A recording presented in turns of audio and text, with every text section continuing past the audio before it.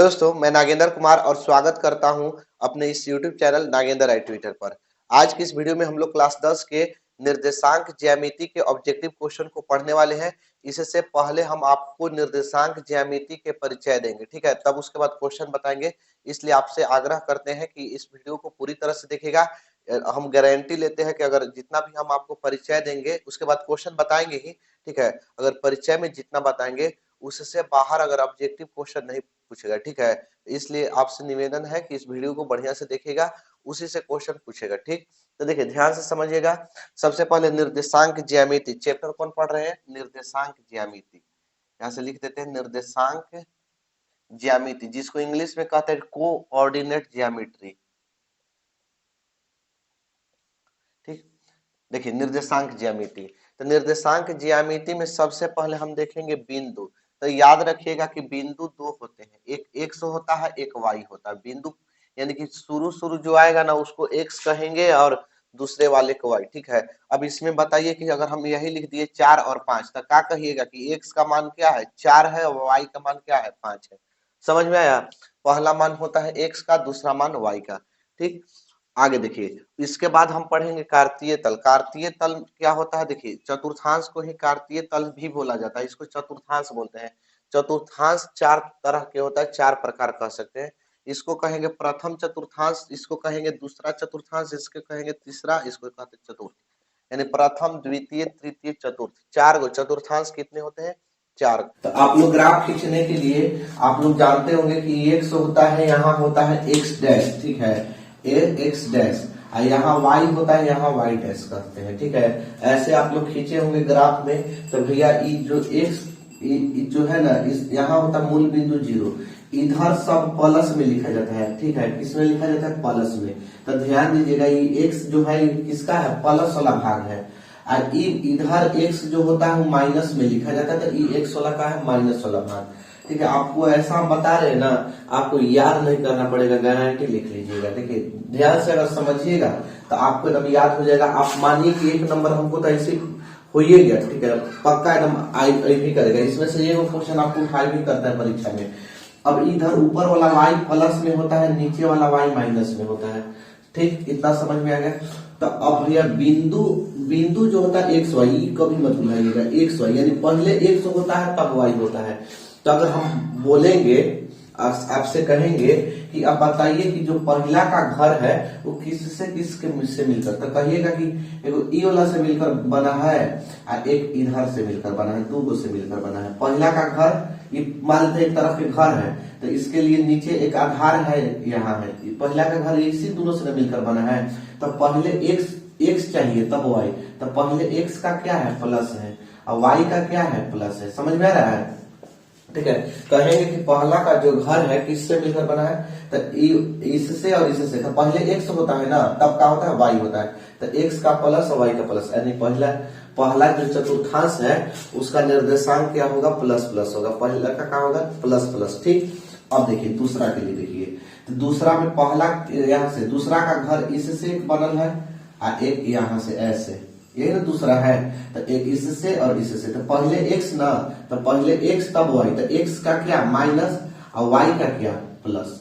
तो यानी कि दूसरा का माइनस प्लस। समझ में आ रहा है ना? आप लोग ऐसे भी बना के आप लोग मार सकते हैं, याद करना कुछ जरूरी नहीं है। पहला में प्लस प्लस, दूसरा में पहले एक्स का माइनस फिर वाई का प्लस। तीसरा का जो घर बनल है इससे बनल है और इससे बनल है, ठीक, ये दोनों से। तो पहले एक्स, तो एक्स पहले यानी एक्स का माइनस और वाई का भी माइनस, तो तीसरा में माइनस माइनस हो जाएगा। चौथा का देखते हैं, तो चौथा में क्या होता है? क्या है? इससे बना हुआ है, इससे बना हुआ है, यानी पहले एक्स तब वाई। तो पहले एक्स का प्लस तब वाई का माइनस। यानी आप लोग जान गए कि प्लस प्लस कैसे होता है। पहला का प्लस प्लस, दूसरा में माइनस प्लस, तीसरा में माइनस माइनस, चौथा में प्लस माइनस। यहाँ तक कोई डाउट नहीं है ना जी? अगर डाउट होता है तो कमेंट कर दिया कीजिए, उसमें हम बता देंगे, ठीक है। यहाँ तक आपका क्लियर है। अब कहिएगा कि ये सब क्या पढ़ा दिए, ये कैसे क्वेश्चन पूछेगा आपको? तो देखिए भैया कैसे क्वेश्चन पूछेगा, ठीक। पूछेगा जैसे क्वेश्चन बताते हैं कि 2 और कोमा -3 किस चतुर्थांश में है? किस चतुर्थांश में स्थित है? ध्यान दीजिएगा, 2 कोमा -3 किस चतुर्थांश में स्थित है, ऐसे क्वेश्चन पूछेगा। तो आप लोग बताइए कि 2 का क्या है, 2 का क्या है जी, प्लस है, 2 में क्या है, प्लस है, 3 में क्या है, माइनस है। तो प्लस और माइनस किस में होते हैं, किस में है प्लस और माइनस, तो चतुर्थ में है ना। तो आंसर लिखिएगा कि चतुर्थ। समझ में आया, आंसर का लिखिएगा चतुर्थ। अब कहिएगा कि क्या यही क्वेश्चन आएगा भैया, हम का आपसे बताएं कि जो हम बताएंगे उसी आधार पर आएगा। अब मान लेते 2 और -3 दे दिया, अब 5 और -2 दे देगा तो ये दूसरा में मार दीजिएगा, आप चिन्ह से दे दीजिए। अब सेम टू सेम क्वेश्चन नहीं आएगा, ठीक है। हम आपको केवल नियम बता सकते हैं, पूरी तरह से वही क्वेश्चन नहीं बताएंगे कि एकदम वही लड़िए जाए, भगवान हम नहीं है, ठीक है। आप लोग खुद से समझिए कि आपको आधार एक तरह आपको रास्ता बता सकते हैं, ठीक है। आपको किसी मंजिल पर पहुंचना है, किसी के घर जाना है, तो आप वो कहता है कि देखिए ये रास्ता पकड़ के चले जाइए, तो आप पहुंच जाइएगा उनके घर, ठीक है। आपको वहां हाथ पकड़ के नहीं लिया जाएगा, ठीक है। आप लोग के खुद से समझना चाहिए। तो इस तरह से आपको क्वेश्चन आएगा, ठीक है, कि 2, -3 मैंने कुछ भी और हो सकता है, किस चतुर्थांश में है। तो देखिए कि 2 का क्या है, प्लस है, 3 का क्या है, माइनस है। तो प्लस माइनस किस में होता है, चतुर्थ में होता है, कोई दिक्कत नहीं है। या ऐसे भी आ सकता है कि 5, -5, 2 किस चतुर्थांश में है, किस चतुर्थांश में, चतुर्थांश में है। तो किस में है जी, 2 को -5, तो पहले माइनस है ना, तब का है प्लस है, तो पहले माइनस और फिर प्लस है। माइनस और प्लस किस में है, द्वितीय में। यहाँ आंसर का लिखेंगे द्वितीय, क्या लिखेंगे, द्वितीय, ठीक है। समझ में आ रहा है ना। तीसरा ऐसे भी पूछ सकता है आपसे कि -4, -3 किस पाद में स्थित है, ठीक है, किस पाद में स्थित है, ठीक है। चतुर्थांश ना पूछ के पाद भी पूछ सकता है, तो पाद का है चाहे चतुर्थांश का है, वही उसी होता है, वही मारिएगा। तो देखिए 4 का क्या है, माइनस है, 3 का क्या है, माइनस है। तो माइनस और माइनस किस में होता है, तृतीय में होता है। तो आंसर आप लोग के यहां से मारिएगा तृतीय। चलिए अगला देखते हैं, एक तरह से और क्या पूछेगा कि 2,5 किस चतुर्थांश में स्थित है, स्थित है। तो 2,5 किस में है, तो आंसर 2 का भी प्लस है, 5 का भी प्लस है। तो क्या मारिएगा, प्लस प्लस किस में होता है, प्रथम में होता है, प्रथम आंसर, ठीक है, प्रथम हो गया। आप लोग के बढ़िया समझ में आ गया होगा, ठीक। अब चलिए अब देखिए, तब बिंदु XY होता है, ये भी जान गए चतुर्थांश। अब आता है मूल बिंदु का निर्देशांक क्या होता है, ठीक है। मूल बिंदु का निर्देशांक, ठीक है, ये बहुत बार परीक्षा में पूछ दिया है, ठीक। मूल बिंदु का निर्देशांक क्या होता है, तो आप लोग मूल बिंदु का निर्देशांक जो होता है 0 और 0 होता है, ठीक है। मूल बिंदु का निर्देशांक 0, 0 होता है। आप कहिएगा कैसे होता है, ये भी बता देते हैं। ये x होता है ना, y होता है, यानी x का प्लस वाला भाग है, x का माइनस वाला, y प्लस वाला, y माइनस वाला। तो देखिए मूल बिंदु इसको कहा जाता है, इसको कहते हैं मूल बिंदु, चाहे इंग्लिश में कहिएगा तो ओरिजिन। तो अब यहाँ देखिए, यहाँ 0 होता है, तो इधर के भी x में 0 काम करेगा, 0, 1, 2, 3, 0, -1, -2, -3। अब ऊपर y वाला में भी काम करेगा। तो यानी x तरफ बिंदु जो होता है x और y होता है, यानी x में भी 0 काम कर रहा है और y की तरफ x में भी काम कर रहा है, y से भी काम कर रहा है। यानी मूल बिंदु का जो निर्देशांक होगा वो कितना होगा, 0 और 0 होगा। समझ में आ गया, ठीक है, समझ में आ गया होगा। चलिए आगे देखिए, अब आता है कि भुज और कोटि। देखिए दूसरा में आता है x को भुज कहते हैं, x को क्या कहते हैं, भुज कहते हैं, और y को कोटि कहते हैं, y को क्या कहते हैं, कोटि, ठीक है। x को भुज कहते हैं और y को क्या कहते हैं, कोटि कहते हैं। समझ लीजिए। तो ऐसे क्वेश्चन आपसे पूछेगा, क्वेश्चन देखिए किसे पूछेगा, कहेगा कि 4 - 3 में भुज का मान बतावे, भुज का मान बतावे।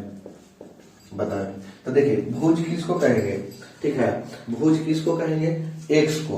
तो बिंदु क्या होता है, x और y होता है, बिंदु क्या होता है, x और y होता है। x को क्या कहेंगे, भुज कहेंगे, y को क्या कहेंगे, कोटि कहेंगे। तो x का मान है, क्या का मान है, y का मान। तो यानी इसमें से भुज क्या होगा, भुज कितना होगा, 4 होगा, आंसर हो गया। अगर यही हमसे पूछता कि कोटि कितना होगा, तो कोटि कितना, y को कोटि कहते हैं ना, तो -10, ठीक है। तो इसमें फिलहाल 4 क्या होगा, आंसर हो जाएगा आपका, ठीक।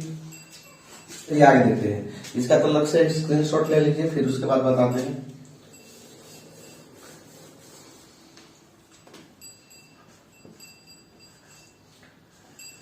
चलिए आगे देखिए, अगला क्वेश्चन किस तरह से पूछता है, ऐसे पूछेगा आपका कि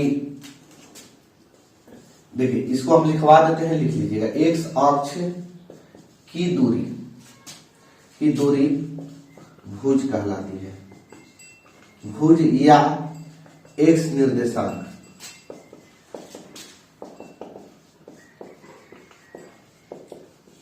कहलाती है। वाई अक्ष की दूरी कोटि या वाई निर्देशांक कहलाती है। ठीक है,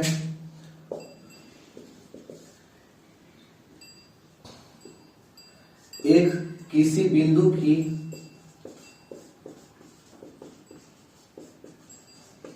एक्स अक्ष से दूरी कोटि या वाई निर्देशांक कहलाती है।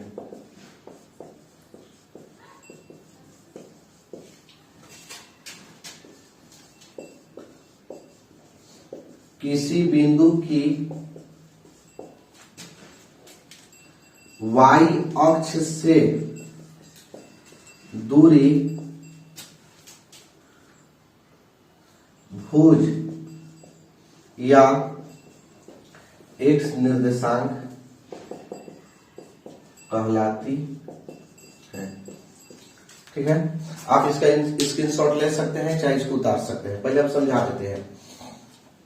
पहले ही जानते हैं कि एक्स को भुज कहते हैं, वाई को कोटि कहते हैं। ठीक है, तो ये कि एक्स अक्ष की दूरी, जिस अक्ष के बारे में कह रहा है, किस अक्ष के बारे में कह रहा है, एक्स अक्ष को, तो या तो भुज कहेंगे, ठीक है, या तो एक्स निर्देशांक, या तो क्या कहेंगे, भुज कहेंगे, या तो क्या कहेंगे, एक्स निर्देशांक कहेंगे। भुज या एक्स, माने एक्स से अक्ष की दूरी कह रहा है। अब यहाँ वाई अक्ष की दूरी, यानी वाई को क्या कहेंगे, कोटि कहेंगे ना, तो वाई अक्ष की दूरी कोटि कहलाएगी या तो वाई निर्देशांक। अब इन दोनों में कहिएगा कि दोनों तो एक ही जैसा दिखाई दे रहा है, क्या अंतर है, तो किसी बिंदु की एक्स अक्ष से दूरी और यहाँ वाई अक्ष से दूरी, दोनों में बहुत डिफरेंट है। यहाँ एक्स अक्ष की दूरी बोला, देखिए एक्स अक्ष की दूरी, एक्स अक्ष वाई अक्ष की दूरी और एक्स अक्ष से दूरी, ठीक है, दोनों में बहुत अंतर होता है। अब कहिएगा, देखिए किसी बिंदु की एक्स अक्ष से दूरी पलट गया, एक्स अक्ष से दूरी कहेगा तो कोटि या वाई निर्देशांक, और किसी बिंदु की वाई अक्ष से दूरी भुज या एक्स निर्देशांक। अब इसको हम समझाने के लिए हमको खींचना पड़ेगा। सबसे पहले यहाँ चतुर्थांश, देखिए चतुर्थांश में ये एक्स होता है, ये वाई होता है, ठीक है, तो एक्स अक्ष की दूरी कहेगा। अगर मान लेते हैं हम यहाँ मूल बिंदु पर है, तो एक्स अक्ष की दूरी यही एक्स अक्ष की दूरी, तो यानी एक्स को क्या कहते हैं, भुज कहते हैं, भुज कहते हैं। और वाई अक्ष की दूरी यानी यही वाई अक्ष की दूरी, तो वाई को क्या कहते हैं, कोटि कहते हैं। तो वाई अक्ष की दूरी क्या कहलाएगा, कोटि। तो एक्स अक्ष की दूरी भुज, वाई अक्ष की दूरी कोटि, ठीक है, या कोटि या एक्स अक्ष के एक्स निर्देशांक वाई अक्ष को। बाकी अगर यही कहता किसी बिंदु की, कोई बिंदु मान लेते हैं एक्स अक्ष से दूरी, एक्स अक्ष पर है, एक्स अक्ष पर पहले से है, उससे दूरी, ठीक है, उससे, तो क्या कहलाएगा, अब किसके समांतर, यानी एक्स अक्ष पर है तो या तो ऊपर से या तो ऐसे हो सकता है, तो किसके समांतर हो रहा है। अगर एक्स अक्ष पर मान लेते यही है तो या तो ऐसे या तो ऐसे, ठीक है, एक्स बराबर कुछ भी रहता तो या तो वाई के समांतर होता है, तो यानी वाई के समांतर होता है, तो यानी एक्स अक्ष से कह दिया, किसी बिंदु की एक्स अक्ष से दूरी क्या कहलाएगा, कोटि कहलाएगा या वाई निर्देशांक कहलाएगा। वाई अक्ष से, तो वाई मान लेते कोई वाई अक्ष पर है, कहीं से भी आप ले सकते हैं, तो वाई अक्ष पर किसके समांतर हो रहा है, एक्स अक्ष के समांतर हो रहा है, ठीक है, तो एक्स अक्ष के समांतर होगा तो या तो भुज कहलाएगा या एक्स निर्देशांक कहलाएगा। समझ में आ गया कि अगर एक्स अक्ष की दूरी कहेगा जिसकी, तो उसी की दूरी हम जो रहेगा वही लिखेंगे, ठीक, यानी भुज लिखेंगे। यानी एक्स अक्ष की दूरी कहेगा तो भुज या एक्स निर्देशांक लिखेंगे, और वाई अक्ष की दूरी कहेगा तो कोटि, वाई अक्ष की दूरी कहेगा तो कोटि लिखेंगे या वाई निर्देशांक लिखेंगे। इसी प्रकार अगर से कह दिया तो पलट के लिखेंगे। अगर किसी बिंदु की एक्स अक्ष से कहेगा तो कोटि या वाई निर्देशांक, और अगर किसी बिंदु की y अक्ष से दूरी कहेगा, x अक्ष के कहा तो y वाला लिखेंगे, और y अक्ष से कह दिया तो x वाला लिखेंगे। x अक्ष से, बस यही से देखना है, ठीक है, कि अगर x अक्ष से दे दिया तो y वाला लिखेंगे, और y अक्ष से दे दिया तो x वाला लिखेंगे, ठीक है। बस से अगर यही की दे देगा, की दोनों में दे देगा, x अक्ष की या y अक्ष की, तो x अक्ष की है तो x अक्ष की लिखेंगे, y अक्ष की है तो y अक्ष की लिखेंगे। समझ में आ गया। अगर मान लेते हैं एक और उदाहरण देते हैं, जैसे हम कहेंगे कि किसी के नाम समझ लीजिए कि राम की शादी, तो आप क्या कहेंगे कि रामे के शादी, ठीक है, राम की शादी है, ठीक। अब कहेंगे राम से शादी है तो यानी कि किसी अदर पर्सन के, आप मैंने दूसरे लोगों के समझिएगा, ठीक है। अगर हम कहेंगे कि आपकी शादी है, ठीक है, तो आप क्या समझिएगा कि मेरी शादी, ठीक है, कि मेरी शादी, तो यानी मेरी शादी, ठीक है। अगर कहेंगे आपसे शादी है तो किसी लड़की के आपसे शादी है, ठीक। अब लड़की है तो लड़का से होगा, लड़का है तो लड़की से होगा, समझ सकते हैं। तो उसी प्रकार x अक्ष की कहेगा तो उसी की दूरी, और y अक्ष की कहेगा तो उसी की दूरी। तो x को भुज कहते हैं, x को भुज या x निर्देशांक, y को कोटि कहते हैं या y निर्देशांक। अब यही कह देते हैं कि उससे यानी कि x अक्ष से, तो यानी x अक्ष से y वाला में चल जाएंगे, और y अक्ष से कहेगा तो x वाला में चल जाएंगे, ठीक। समझ में आ गया।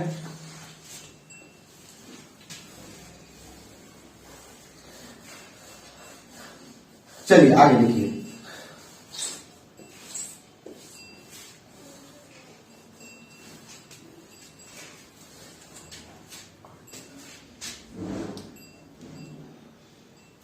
अब देखिए जैसे ग्राफ आता है, इसमें कुछ ग्राफ आता है, अगर दे देगा कि x बराबर 5 किसके समांतर है, किसके समांतर है, x बराबर 5, ठीक है, किस अक्ष के समांतर है या किसके समांतर है, ठीक। तो यानी देखिए x बराबर 5 है ना, तो 1 2 3 4 5, यही ना x का मान होता है, x dash y y dash, इधर होता है 1 2 3, इधर होता है -1 -2 -3, इस तरह से -1 -2, ठीक है। तो x बराबर कितना है 5 है, तो x का यही ना x 5 प्लस ना है, किसके समांतर होगा, किसके समांतर है जी, x बराबर 5 यहाँ लेंगे तो ऊपर खींचेंगे चाहे नीचे खींचेंगे, किस अक्ष के समांतर है, तो y अक्ष के समांतर। तो इसका आंसर लिखिएगा y अक्ष के समांतर, समांतर, ठीक है। एक और क्वेश्चन पूछता है कि y बराबर -3 किस अक्ष के समांतर है, तो y बराबर -3 यहाँ होगा, यहाँ होगा, तो किस अक्ष के समांतर होगा, y बराबर -3 किस अक्ष के समांतर होगा, तो x अक्ष के समांतर, ठीक है, x अक्ष के समांतर। जितना भी आप लोग के बता रहे हैं या तो परीक्षा में पूछा है या तो पूछने वाला है, पूछ सकता है, ठीक है। तो इसलिए आपको बढ़िया से हम बता रहे हैं कि इसको आप लोग उतार लीजिएगा, चाहे इसी आधार पर देखिएगा। अगर आप ऑब्जेक्टिव के आपके पास अगर बुक होगा, किसी भी प्रकाशन के आप ऑब्जेक्टिव देखिएगा तो ऐसा क्वेश्चन दिया है, जाके खोल के आप लोग देख सकते हैं, निर्देशांक ज्यामिति का, ठीक। आगे देखिए,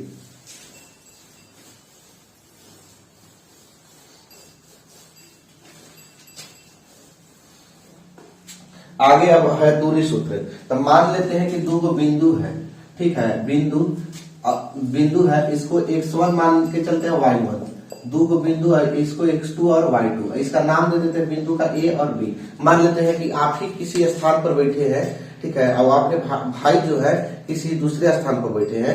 आप एक सबसे पहले आप इस तरह से रेखा ड्रॉ करिए, कहीं से भी कर सकते हैं। मान लेते 1 2 3 पर x के तरफ से और y के तरफ से 2 पर बैठे, तो 3 और 2 यहाँ, ठीक, यहाँ बैठे हैं। अब भाई आपका बैठा है, मान लेते हैं x के तरफ से -2 पर, y के तरफ से 1 पर बैठा है, y के तरफ से -2 पर, y की तरफ से 1 पर बैठा है, x के तरफ से आप 3 पर, y की तरफ से 2 पर बैठे हैं। तो कहेगा, ठीक है, ये आप है, ठीक है, आपका चित्र बना देते हैं, लड़का होंगे तो ऐसे, लड़की होंगे तो ऐसे, ठीक। और यहाँ भी अगर आप है, ये आपका भाई है, ऐसे बढ़िया बनाते हैं, कान हो गया। चलिए, तो आपका आप और आप यहाँ बैठे हैं और आपका भाई यहाँ बैठे हैं, दोनों के बीच कितना डिस्टेंस है, कितना दूरी है, तो आप ऐसे निकालने के लिए, तो दो बिंदु हो गया ना, x1 y1 x2 y2, तो अब कितना दूरी है इसको निकालने के लिए हम डिस्टेंस फार्मूला का यूज करते हैं। कौन formula, distance formula. Distance formula इसको हिंदी में कहते हैं दूरी सूत्र। दूरी सूत्र सूत्र ठीक है, इसको हम मिटा देते हैं, इससे हमको काम नहीं है, फार्मूला क्यों लिखवा देते हैं। तो देखिए फार्मूला दूरी सूत्र का होगा ए बी, किसके बीच की दूरी, ए बी के बीच की दूरी। फार्मूला होता है x2 माइनस x1 का होल स्क्वायर जोड़ y2 माइनस y1 का होल स्क्वायर। ठीक है, इस तरह से होता है। या तो हम इसको ऐसे भी लिख सकते हैं, ये और मैंने यहाँ होता है। ठीक है, या तो हम इसको ऐसे भी लिख सकते हैं कि x1 माइनस x2 का होल स्क्वायर, ये भी लिख सकते हैं y1 माइनस y2 के स्क्वायर। आपको जो मर्जी है उसको याद रखिए, कोई दिक्कत नहीं है। ठीक है, इस पर हम एक सवाल बनाते हैं। कहेगा 4, 1, 2 और -3 के बीच की दूरी ज्ञात करें। बीच की दूरी ज्ञात करें आएगा ऐसे 4 और 1, 2 -3 के बीच की दूरी ज्ञात कीजिए। तो देखिए x1 का मान हो जाएगा 4, यहां से x1 का मान क्या होगा 4 और x2 का मान होगा 2। x1 x2 y1 y2, x1 x2 y1 y2, y1 का मान क्या 1 और y2 के मान कितना -3। समझ में आया। तो हम यहाँ से दूरी सूत्र बैठाएंगे। दूरी बराबर क्या फार्मूला लिखवाएं कि x2 माइनस x1 का whole square y2 minus y1 का होल स्क्वायर। तो x यहाँ लिखेंगे फार्मूला x2 माइनस x1 का होल स्क्वायर जोड़ y2 माइनस y1 का होल स्क्वायर। x2 का मान क्या है, x2 का मान बताइए। x2 का मान है 2 माइनस x1 का मान बताइए 4 होल स्क्वायर प्लस y2 का मान बताइए। तो y2 का मान है -3 और माइनस y1 का मान है 1। देखिए 4 में से 2 घटेगा, 4 में से 2 घटेगा तो -2 का होल स्क्वायर और 3 माइनस में 1 माइनस में, तो 3 और 1 -4 का होल स्क्वायर।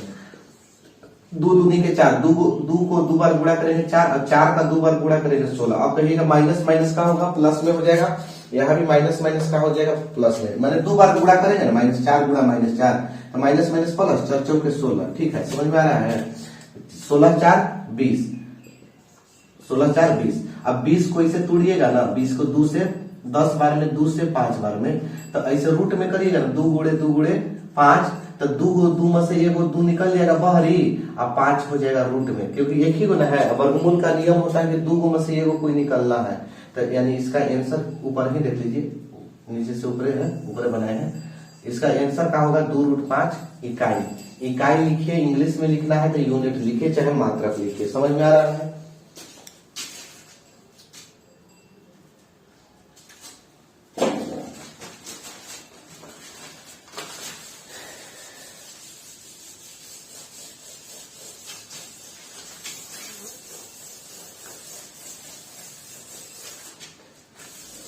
चलिए एक और प्रकार के क्वेश्चन दूरी से पूछता है, वो होता है कि मूल बिंदु से दूरी ज्ञात करने के लिए। तो पहले फार्मूला आपको लिख देते हैं कि मूल बिंदु से दूरी क्या होता है, मूल बिंदु से दूरी निकालना। ठीक है, तो मूल बिंदु से दूरी होता है डायरेक्ट, एकदम बहुत आसान है, x² प्लस y²। इस पर 2 को हम क्वेश्चन बनाते हैं। पहला बनाते हैं कि 3 और 4 की दूरी मूल बिंदु से ज्ञात कीजिए। ठीक है, 3 4 की दूरी मूल बिंदु से ज्ञात करें।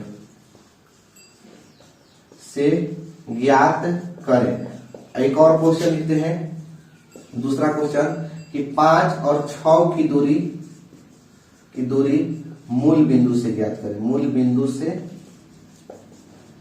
ज्ञात करें।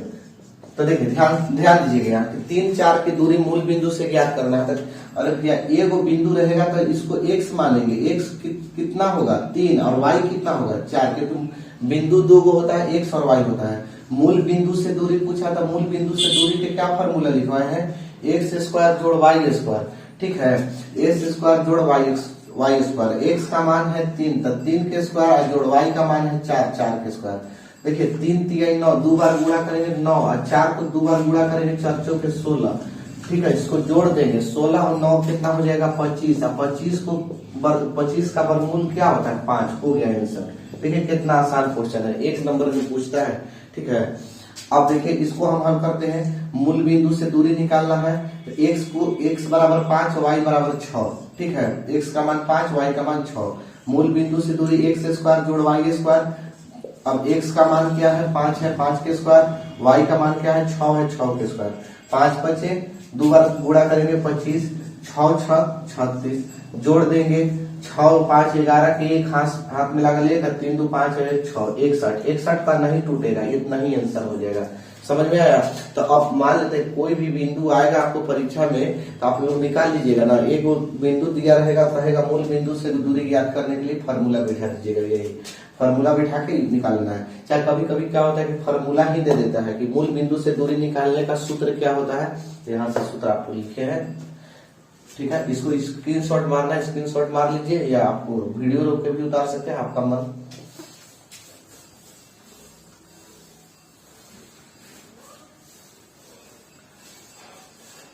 अब एक आता है विभाजन सूत्र, क्या आता है विभाजन सूत्र। तो विभाजन का मतलब होता है बंटवारा, ठीक है, बंटवारा। अगर यही कहेंगे कि अगर लाइन के हम यहाँ पर बंटवारा कर दिए, एगो कितना भाग दे दिए, एगो कितना भाग दे दिए, तो ये बिंदु कितना होगा, कितना इसका निर्देशांक क्या होगा, तो ऐसे हम बताते हैं क्वेश्चन, ठीक है। इसको कहेंगे विभाजन सूत्र, विभाजन सूत्र, ठीक है। इसको इंग्लिश में कहेंगे सेक्शन फार्मूला, सेक्शन फार्मूला।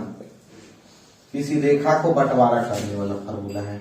देखिए मान लेते हैं कि दो बिंदु है, एक बिंदु को ए मान लिए, एक बिंदु को बी मान लिए। आज जो पी बिंदु है ना, वो दोनों बिंदु या तो इसका निर्देशांक x1 y1 और इसका निर्देशांक x2 और y2, ठीक। और पी बिंदु है x y, वो इसको m और n में विभाजित करता है। इस रेखा को किस में विभाजित करता है, m और n में विभाजित करता है। तब अगर p का निर्देशांक निकालना होगा कि p जो है उसको m और n में विभाजित करता है। m और n जब भी होगा तो या तो बटा में होगा या तो अनुपात इस तरह होगा, ठीक है। तो m x y का मान निकालना है, तो p x y बराबर होता है m x2 plus n x1 बटा में m प्लस n, ठीक है। ये फार्मूला आप लोग लिखिए लीजिएगा।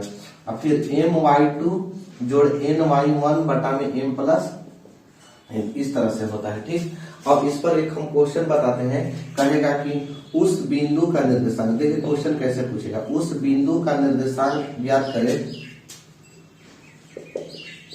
निर्देशांक ज्ञात कीजिए जो बिंदुओं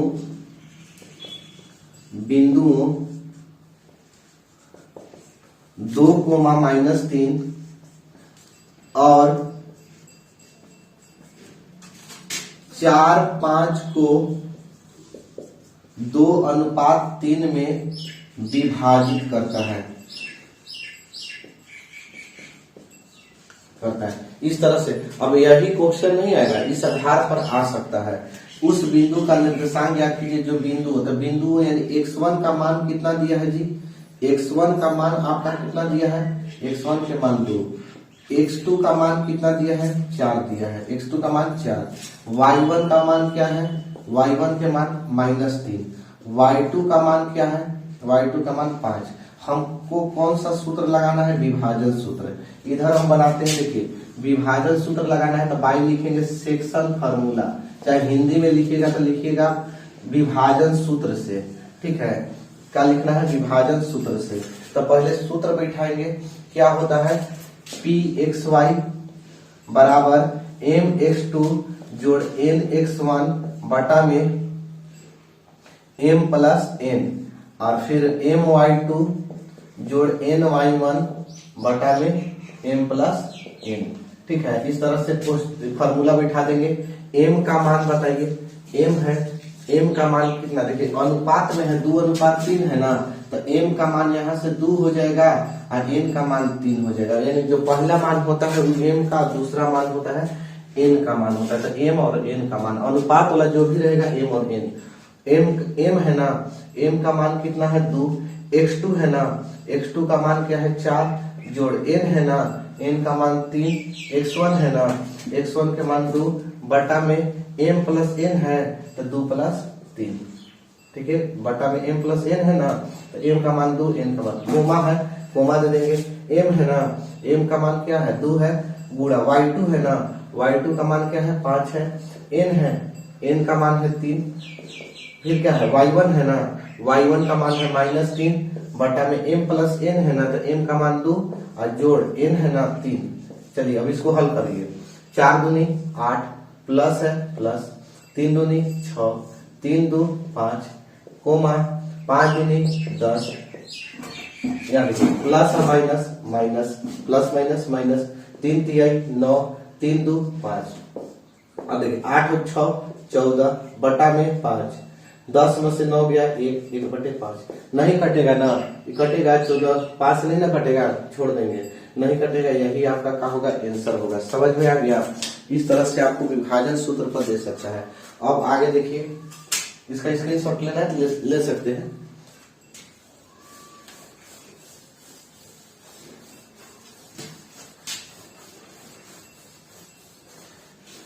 चलिए अब आगे है मध्य बिंदु। क्या है जी? मध्य बिंदु, मध्य बिंदु सूत्र, मध्य बिंदु सूत्र। ये एकदम फिक्स है कि आपको आएगा, एकदम पक्का, एकदम 100% गारंटी लेते हैं हम, ठीक है। एकदम ना के सवाल ही नहीं है आपको परीक्षा में कि नहीं देगा।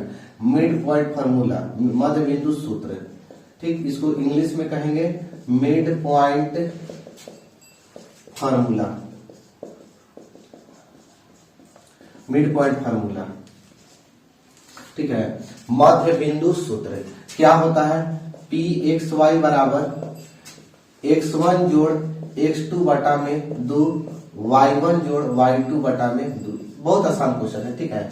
इसका मतलब है कि अगर कोई रेखा है, दो ए है, इसका निर्देशांक x1 और y1 है, और एक रेखा है b, इसका निर्देशांक x2 और y2 है। अगर मध्य बिंदु यानी p का मान यानी p जो है, ये दोनों को बराबर भाग में बांट रहा है, तब p का निर्देशांक क्या होगा? तो p एक्स वाई बराबर x1 जोड़ x2 बटे 2 y1 जोड़ y। यही कर देगा कि 5 1 और 4 3, ठीक है, 4 नहीं 6 लिखते हैं, 6 नहीं लिखते हैं, 7 लिखते हैं, 4 माइनस 3 के मध्य बिंदु का निर्देशांक ज्ञात कीजिए। मध्य बिंदु का निर्देशांक ज्ञात कीजिए, निर्देशांक ज्ञात कीजिए। तो मध्य बिंदु के निर्देशांक ज्ञात करने के लिए पहले x1 का मान क्या होगा? 5, x1 होता है, x2 होता है, x2 का मान कितना? 7, y1 का मान 1 और y2 के मान -3, ठीक है।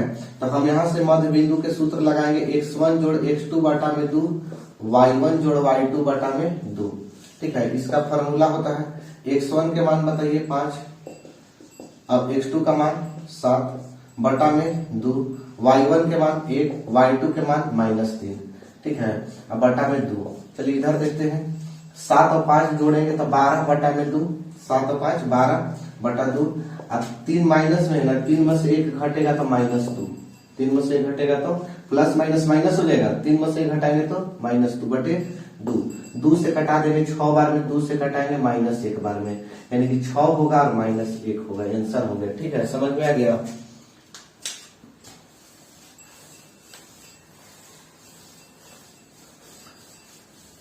चलिए आगे देखिए, अगला क्वेश्चन, अगला आएगा टॉपिक आपका पढ़ने के लिए। मध्य बिंदु हो गया, मध्य बिंदु के बाद आता है केंद्रक, त्रिभुज का केंद्रक निकालने के लिए।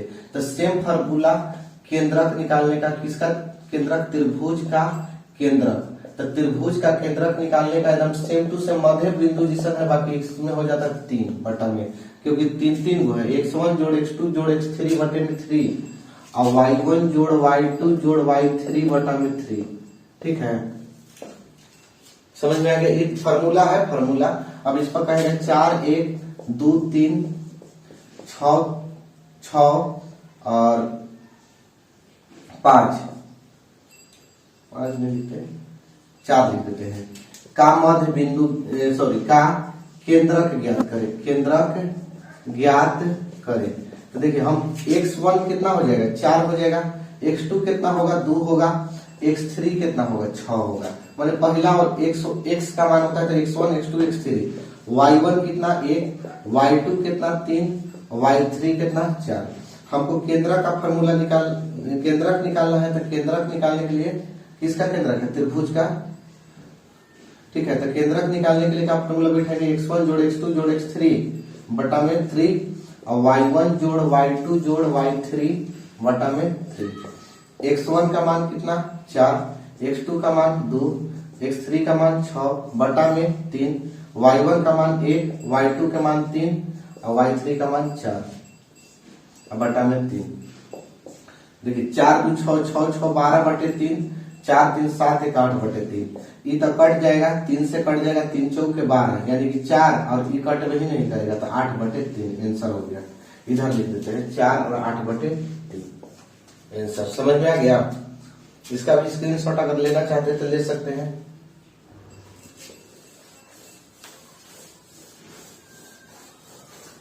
चलिए आगे देखिए, अगला पूछेगा त्रिभुज का क्षेत्रफल। देखिए त्रिभुज जब शीर्ष दिया रहे ना, जब शीर्ष दिया रहे, बिंदु दिया रहे तो त्रिभुज का क्षेत्रफल होता है, त्रिभुज का क्षेत्रफल बिंदु दिया रहे, जैसे मान लेते हैं कोई त्रिभुज है इस तरह से, इसका शीर्ष माने x1 और y1 कहलाएगा, ठीक, यही शीर्ष होता है। x2 कहलाएगा, ये y2 और ये कहलाएगा x3 और y3। तो इसका क्षेत्रफल का सूत्र होता है 1/2 x1 into y2 minus y3 जोड़ x2 y3 माइनस y1 जोड़ x3 y1 माइनस y2। ठीक है, इस तरह से इस पर भी क्वेश्चन पूछ सकता है, पूछा भी है, पूछ सकता है क्या।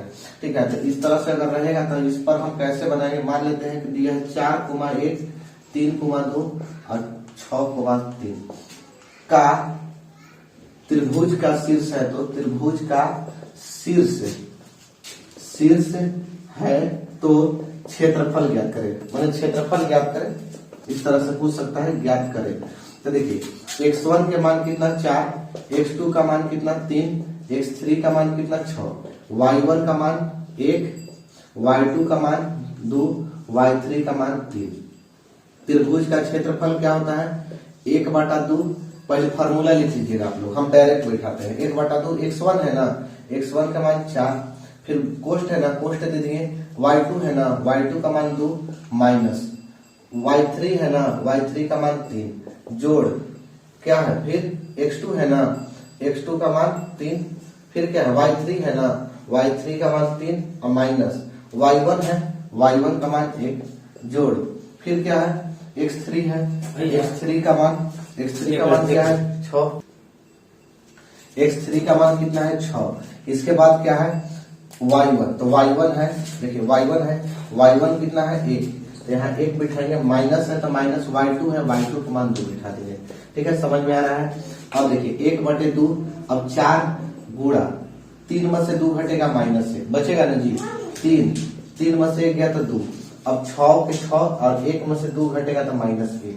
ध्यान दीजिएगा यहाँ कि 1/2, 4 में -1 का गुणा होगा -4 प्लस 3 दूनी के 6 और 6 में 1 से गुणा होगा -6, -6 से -6 का हो गया, कट गया था। 1/2 गुणा -4, 2 दूनी के -4 यानी त्रिभुज का क्षेत्रफल जो आ गया, त्रिभुज का क्षेत्र यही लिखते हैं, त्रिभुज का क्षेत्रफल जो आ गया वो आ गया -2। चूंकि आप लोग समझ लीजिए, देखिए क्षेत्रफल कभी ऋणात्मक नहीं आता है। ठीक है, मतलब इसको रट लीजिए, क्षेत्रफल कभी किसी चीज का क्षेत्रफल देखिएगा ना वो कभी माइनस में नहीं देखेगा, तो क्षेत्रफल कभी ऋणात्मक नहीं होता है, और हमारे से आ गया माइनस में। ठीक है, इस तरह से क्वेश्चन आप लोग के दिया भी है किताब में, ये दिया है, उदाहरण में जाके देखिएगा कि त्रिभुज का क्षेत्रफल, यहाँ से लिख लीजिएगा लैंग्वेज कि त्रिभुज का क्षेत्रफल ऋणात्मक नहीं होता है, ऋणात्मक नहीं, ऋणात्मक का मतलब माइनस में नहीं होता है, और जब माइनस में नहीं होता है तो इसलिए त्रिभुज का क्षेत्रफल प्लस में ही लिखेंगे। त्रिभुज का क्षेत्रफल यानी 2 ही होगा, और इसका ईसाई मात्रक होता है वर्ग मात्रक। ठीक है, त्रिभुज का क्षेत्रफल कभी ऋणात्मक नहीं होता है, इसलिए एरिया ऑफ त्रिभुज का क्षेत्रफल मतलब एरिया ऑफ त्रिभुज कितना हो जाएगा, 2 मात्रक होगा, माइनस हटा के लिखा है। अगर इसका मन है तो स्क्रीनशॉट ले लीजिए। अब इसके बाद देखिए, अब इसके बाद है यदि लिखवा देते हैं, यदि तीनों बिंदु संरेखी हो तो त्रिभुज का क्षेत्रफल 0 लेते हैं, यानी कि तीनों बिंदु संरेखी हो। संरेखी का मतलब क्या होता है, संरेखी का मतलब होता है एक ही रेखा में, तो जब एक ही रेखा में तीनों बिंदु आ जाए तो इससे त्रिभुज बनेगा, तो कहिएगा नहीं बनेगा, क्या ये त्रिभुज है, नहीं है। संरेखी का मतलब होता है एक ही रेखा में, तो जब त्रिभुज है ये नहीं तो त्रिभुज का क्षेत्रफल क्या होगा, तो कहिएगा कुछ नहीं होगा, तो कुछ नहीं होगा तो क्या होगा, 0 होगा। ठीक है, समझ में आ गया। बस आज के लिए इतना ही, आशा करते हैं कि समझ में आ गया होगा। अब अगले वीडियो में बताएंगे इस पर क्वेश्चन। ठीक है, तब तक के लिए जय हिंद।